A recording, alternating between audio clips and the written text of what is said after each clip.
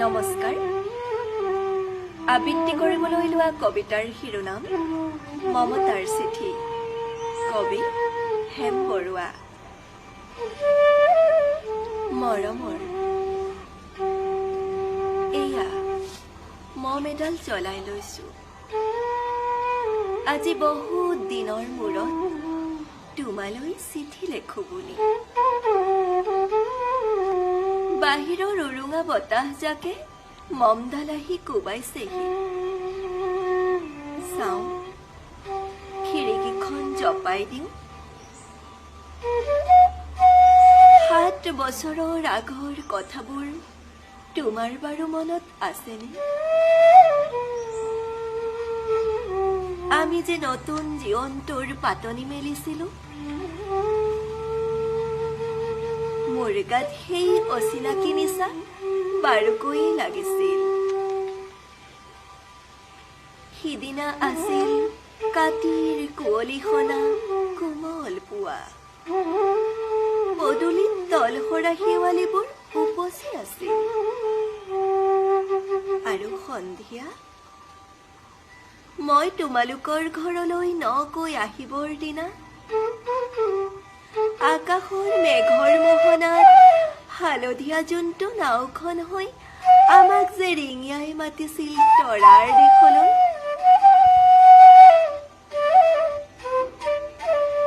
মই লোৱা কঁকালৰ ৰঙা ৰিহাখনলৈ তুমি বাৰু তেনেকৈ কিয় একেথৰে চাইছিলা?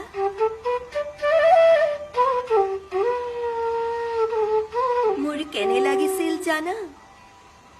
তুমি যেন কোনোবা দূৰ বিদেশৰ স্বপ্নটোৰ আলোকৰ মানুহ, আৰু মই যেন তলসৰা এপাহ শেৱালি।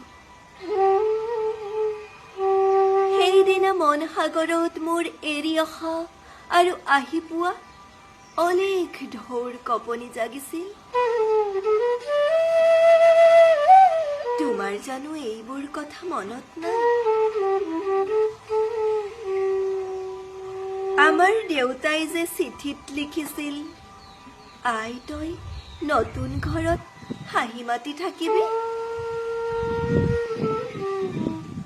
এইবোৰ 7 বছৰৰ আগৰ কথা।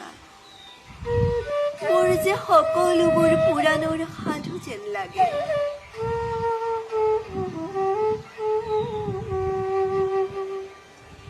জেঠমহীয়া দেউতাৰ বছেৰেকীয়া হৈ গ'ল। তোমাৰ বাবুল এতিয়া বৰটো হৈছে। তাৰ ওপৰ পাৰিত ডালিম গুটি যেন দাঁত অকণি গজিছে। সি মোক একেবাৰে এৰিকে নিদিয়ে। কেতিয়াবা মোৰ যে ইমান খং উঠে। তুমি নাই নহয়, সেইকাৰণে। সি বাৰু মোৰ বগা সাজযোৰলৈ এনেদৰে তধা লাগি চাই থাকে কিয়?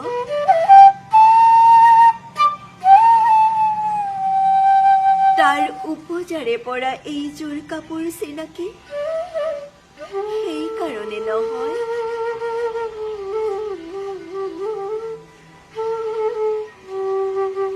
বাবুল এতিয়া বৰটো হৈছে বুজিছা। আৰু ডাঙৰ হলে তাক স্কুলত নাম লগাই দিম। সি আঁতৰি থকা সময়খিনি মোৰ যে বুকুখন তেনেই উদং হৈ থাকিব ভাই।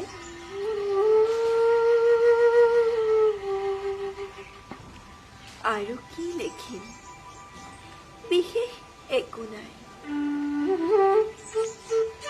মোৰে শপত, তুমি যিদিনা উলটি আহিবা মোক আগতীয়াকৈ জনাবা দেই।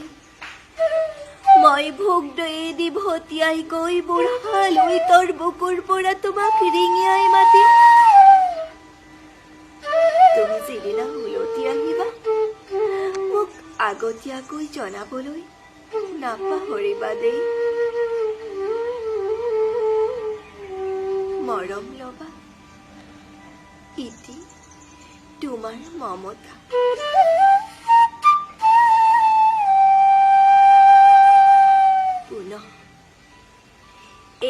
বুজিছা মাঘৰ মেজিৰ জুই কুৰা বৰ ৰঙাকৈ জ্বলিছে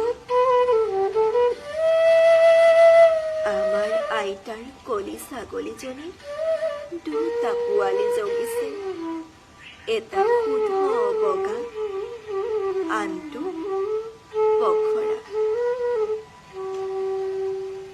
ধন্যবাদ